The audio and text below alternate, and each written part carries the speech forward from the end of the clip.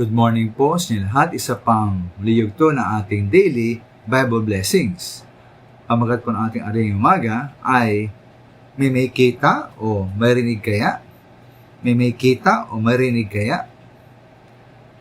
Di man naman may mga taong tumutugon sa Ebanghelyo at merong hindi. Dahil may mga tao nga po ang kinakausap at kinikilos ng Diyos, partikular, ang Banal na Espiritu.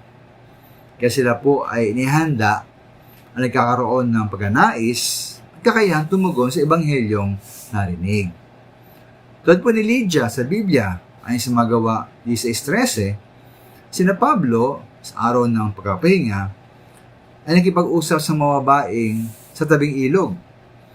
Ayon sa verse 14, naroon po si Lydia na taga Tiatira, sa negosyante na nagtitinda ng mamahaling telang kulay ube.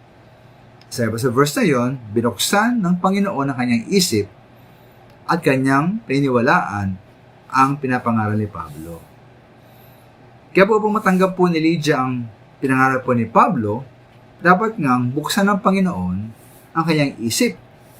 Dahil bago po si Lydia nagtiwala sa ating Panginoon Jesus, bago siya palataya sa ating Panginoon Jesus, ayon po sa Efeso 2, versikulo 1, siya po ay patay sa spiritual dahil sa kanyang pagsuway at mga kasalanan.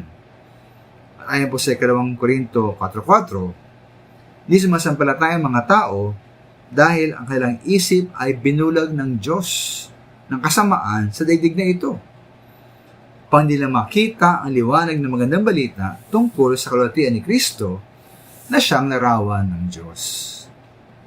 Ngunit pati po kalimutan mga minamahal, at yung kalimutan, dapat din natin silang bahagi na ng Ebanghelyo.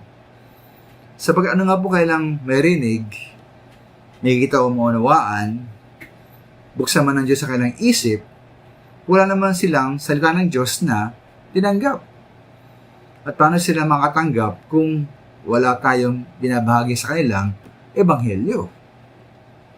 Kaya mga minamahal, nawa tayong magsipag sa pagbabahagi ng Ebanghelyo upang marami pang ihandang puso ng Diyos na tumanggap ng Ebanghelyo at maligtas. Totoo po na kailangan buksan ng Diyos sa kanilang isip, ngunit nawa tayo naman po'y bibigyan ng Ebanghelyo upang kailangang tanggapin na kailangan bukas na isip ang salita ng Diyos na ating ibinibigay.